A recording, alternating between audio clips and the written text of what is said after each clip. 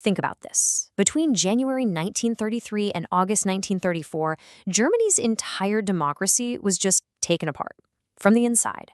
In only 18 months, a whole nation was transformed. So the big question is, how did that happen? That's a question historians have wrestled with for ages. How on earth did it all happen so fast? Well, in this explainer, we're going to break it down. We're going to walk through the 4 key steps that allowed Adolf Hitler to grab absolute power. All right, so let's set the scene. It's January 1933. Hitler is appointed chancellor. But, and this is super important, he is not a dictator yet, not even close. His power is actually really limited by the democratic constitution, and maybe even more importantly by President Paul von Hindenburg. This guy was a national war hero, and he was the one who really held the ultimate authority. Okay, so the first big move happens just 1 month later, and this is where we get the first letter of a little mnemonic we'll use to keep track of everything, R-E-N-D. The R here, it stands for the Reichstag fire. And this one event, it became the perfect excuse. On February 27th, the German parliament building, the Reichstag, goes up in flames. And who do the Nazis immediately point the finger at? Their biggest political rivals, of course, the communists. And just like that, you've got this atmosphere of national crisis, of panic and fear, which is exactly what Hitler was waiting to exploit. And boy, does he exploit it. He races to the elderly President Hindenburg and convinces him to sign something called the Reichstag Fire Decree. Now this is an absolute game changer. It basically lets them shred the Constitution. All those basic rights we take for granted, freedom of speech, freedom of assembly, gone. And it gives the Nazis the legal cover they need to arrest thousands of their political opponents, totally crippling the opposition right before a critical election. So, with the opposition now in shambles, Hitler is ready for his next move. This brings us to the E in our mnemonic, R-E-N-D. E is for the Enabling Act. The goal here is not subtle at all. It's laid out right there in the text of the law itself. It literally says that laws passed by the government may deviate from the Constitution. To make sure it passes, Hitler has his SA stormtroopers surround the parliament building, just to intimidate everyone. And it works. He pushes the act through, and this law, it lets him pass any law he wants without Parliament's approval for the next 4 years. Think about what that means. He no longer needs democracy to do anything. He is, for all intents and purposes, a legal dictator. And the fallout from this, it's immediate and it is swift. Within just a few months, Germany is a completely different country. The Communist and Social Democratic parties, banned. All the other political parties, forced to dissolve. Independent trade unions, gone. By the summer of 1933, it's official. Germany is a one-party state. But here's the thing. Getting rid of your external enemies isn't enough. Hitler now realizes he has a major threat, and it's coming from inside his own party. This brings us to the N in R-E-N-D. N for the Night of the Long Knives, a truly brutal and bloody purge. So to really get this, we need to talk about the SA. You might know them as the brown shirts. These guys were the Nazi Party's original paramilitary wing.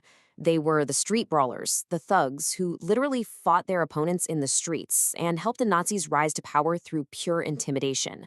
They were loyal, yeah, but they were also becoming a huge liability. And the man leading them was Ernst Röhm, one of Hitler's oldest friends and comrades. Now, Röhm was powerful, he was ambitious, and he didn't just see the SA as party muscle. No, he saw them as the future. The very future of the German military. And just look at this number to get a sense of the scale we're talking about. By 1934, the SA had ballooned to something like 3 million members.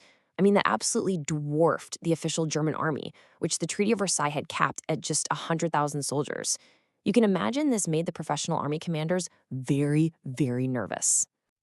So here's the core of the conflict, laid out plain and simple. On one side, you have Rome and the SA. They're demanding a second revolution. They want to merge with and basically take over the traditional, disciplined German army. On the other side, you have the army generals who look at the SA and see an undisciplined mob of thugs. There's no way they're going to be absorbed by them. Hitler needs the professional army for his long-term plans for Germany, so he has to make a choice. And he chooses the army. So over one single bloody weekend, Hitler unleashes his loyal SS and carries out this absolutely ruthless purge. He's there personally to arrest his old friend Röhm. And over the next 2 days, the entire leadership of the SA, plus a bunch of other political rivals, are just murdered. No trials, nothing. The internal threat is eliminated just like that, brutally. So at this point, all the opposition, both outside and inside his party, has been crushed. There is only one person, one obstacle left standing in his way. And that brings us to the final, and you could say most opportunistic step of all, D, for the death of Hindenburg. On August 2nd, 1934, President Hindenburg dies. He's 86 years old, and with his death, the very last constitutional check on Hitler's power is just gone. Does Hitler call for a new election to replace the president? Of course not. Instead, he just announces a new law, a law that merges the office of president and the office of chancellor into one. And he creates a new supreme title just for himself, Führer und Reichskanzler, leader and Reichskanzler. He's now the head of state, the head of government, and the commander-in-chief of the armed forces. Everything. And this right here, this is the final seal on his absolute power. The army, which is grateful that he got rid of the SA threat, agrees to swear a new oath of loyalty. But this new oath isn't to the Constitution or even to the country of Germany. No, it's a pledge of unconditional personal loyalty sworn directly to Adolf Hitler himself. His control is now absolute. So let's pull all this together. Let's look back at that question we started with. How does a democracy die in just 18 months? Well, we've seen it happen in 4 shockingly clear steps, and we can remember them with that mnemonic, R-E-N-D. First, R, the Reichstag fire, where a crisis was manufactured and exploited. Then E, the Enabling Act, which gave him legal dictatorial power. Next, N, the Night of the Long Knives, which eliminated all his internal rivals. And finally, D, the death of Hindenburg, which removed the very last obstacle in his path. When you look at it this way, what you're really seeing is a kind of playbook for how to dismantle a democracy. It involves exploiting a crisis, twisting the legal system to work against itself, using calculated and brutal violence to get rid of your opponents, and finally, just capitalizing on sheer dumb luck and opportunism. You know, the thing that is just so staggering is the speed of it all. An 18-month period. That's it. That's all it took to turn a functioning, a fragile, but a functioning democratic republic into a total dictatorship from the inside out. And all of that leaves us with one final, pretty sobering thought. When you understand just how quickly these democratic institutions were taken apart back then, it really forces you to ask a tough question.